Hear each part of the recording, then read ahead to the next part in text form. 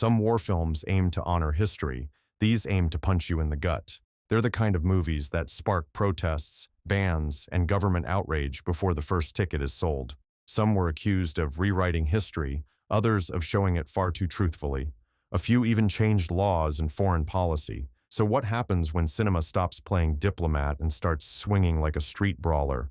Let's roll through the battlefields of film history you weren't supposed to see. Cannibal Holocaust, 1980. It was supposed to be a film about the horrors of war and exploitation in the Amazon. Instead, it became one of the most infamous cases of a movie being treated like an actual crime scene. Director Ruggero Deodato set out to make something shocking, but even he couldn't have predicted what came next. Shot like a documentary, Cannibal Holocaust follows a team of filmmakers who vanish while documenting indigenous tribes. What's shown when their footage is recovered goes beyond most people's definition of cinema. Audiences weren't prepared. The film mixes staged brutality with scenes so convincing that Italian authorities believed people had been killed on camera.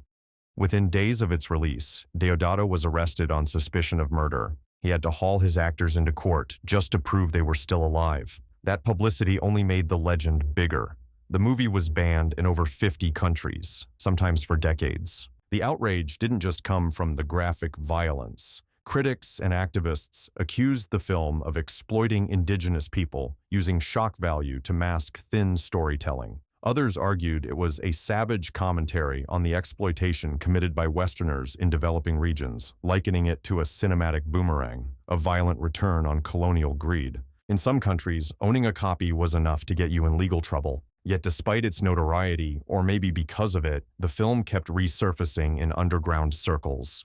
Hardcore collectors treated uncut versions like forbidden treasure. Today, it's often cited in debates about where the line should be drawn between realism and exploitation. Cannibal Holocaust didn't just push that line, it kicked it into the river and burned the bridge behind it.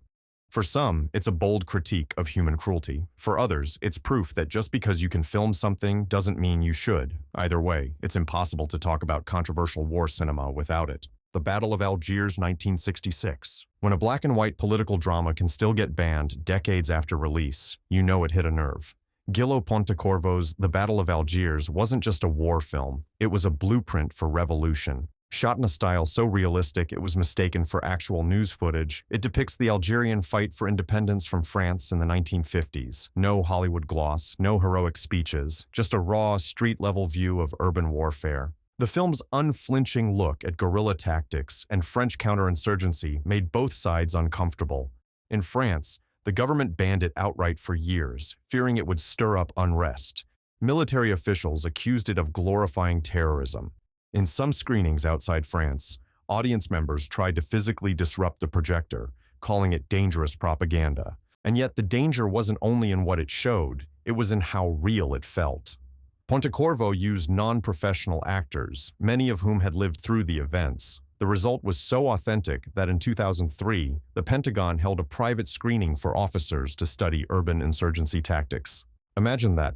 A film once condemned for inspiring resistance is being studied by the very kind of force it depicted as the occupier. The controversy extended beyond politics. Supporters hailed it as a vital historical record, a cinematic act of resistance.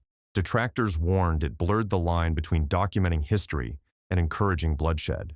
In places still wrestling with colonial scars, the film's message was received less like a lesson and more like a call to arms. Even now, the Battle of Algiers sparks debate wherever it's shown. It proves that you don't need gore or shock imagery to provoke outrage. Sometimes all it takes is a camera, a city under siege, and the courage to tell the truth in a way that makes the powerful deeply uncomfortable. Paths of Glory, 1957. Stanley Kubrick was only in his 30s when he made Paths of Glory, but he already had the instincts of a director who didn't care about making friends in high places. Based on true events during World War I, the film follows French soldiers who refuse to carry out a suicidal attack and are court-martialed for cowardice. Kirk Douglas plays the officer defending them, but the outcome is as bleak as the muddy trenches they inhabit. When it premiered, the French government's reaction was immediate, an outright ban. Officials considered it anti-military, an insult to national honor, and a threat to morale. The prohibition wasn't just for French theaters. They pressured other countries to avoid screening it. Belgium forced theaters to run disclaimers saying it was fictional. West Germany stayed away during the 1950s. Even Switzerland held off until the late 1970s. The the US military wouldn't allow it to be shown on bases abroad. What made it so threatening? It didn't just show war's brutality, it showed it being compounded by the hypocrisy of military leadership. The men in charge are portrayed as vain, self-serving, and willing to sacrifice soldiers' lives for their own reputations. That hit too close to home for those still invested in preserving the myth of honorable leadership during the Great War. Over time, the film gained a reputation as one of the most powerful anti-war statements ever committed to screen. Historians praised its accuracy in capturing trench warfare's hopelessness. Critics called it morally uncompromising. Yet for decades, millions couldn't see it because their governments thought it was dangerous. Today, Paths of Glory is taught in film schools, but the irony lingers. A story about silencing dissent was itself silenced by the very institutions it criticized. In the battle between art and authority, Kubrick took heavy fire and still won in the long run. Waltz with Bashir 2008. Animated war films are rare. Animated war documentaries are almost unheard of. Ari Folman's Waltz with Bashir isn't just unique in format, it's uniquely unsettling. The film follows Folman's own journey to recover lost memories from his time as an Israeli soldier during the 1982 Lebanon War. What emerges is a blend of surreal dream sequences and stark historical events, culminating in the Sabra and Shatila massacre. The animation style lulls you in, but the subject matter is anything but safe. It tackles the trauma of soldiers, the moral weight of complicity, and the question of how much the mind hides to protect itself. In Lebanon, the film was banned outright. Several Arab nations followed suit, condemning it as Israeli propaganda, regardless of its critical stance on the events. Some accused it of downplaying the massacre's brutality or shifting blame.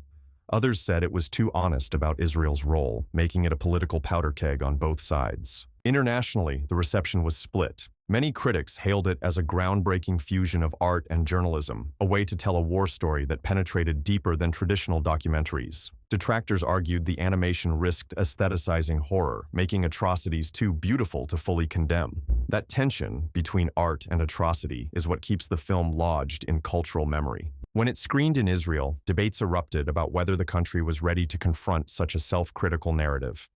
The film went on to win a Golden Globe and receive an Academy Award nomination, but in parts of the Middle East, it remains essentially unseen. Waltz with Bashir doesn't give easy answers, and it doesn't try to be comforting. It forces you to question not only what you know about war, but also what you choose to forget. Sometimes the battlefield isn't in a city or a desert, it's in your own head. The Battle at Lake Changjin 2021. If you think controversial war films are a relic of the past, China's The Battle at Lake Changjin will set you straight.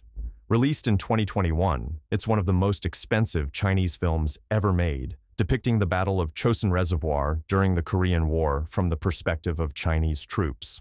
Clocking in at nearly 3 hours, it's packed with massive battle sequences, patriotic speeches, and the kind of visual effects you'd expect from a Hollywood blockbuster.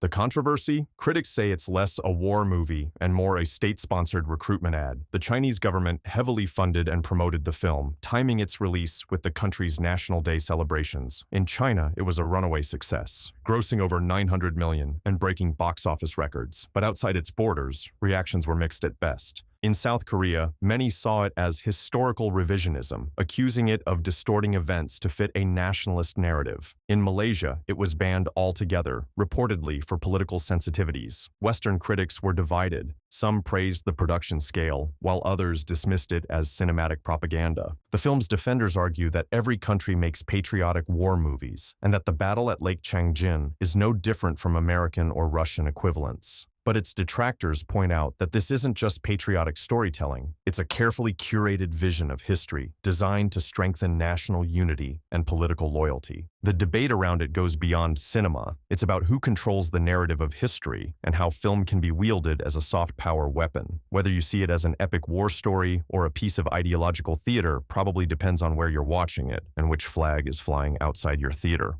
War films can honor history, or they can tear the curtain down and show the mess behind the medals. These 6 didn't just tell stories. They picked fights with governments, rewrote reputations, and in some cases, changed the way people saw entire conflicts. Which of these do you think crossed the line, and which ones just told the truth too loudly? Drop your thoughts below, subscribe for more, and remember, the real battle is over the story itself.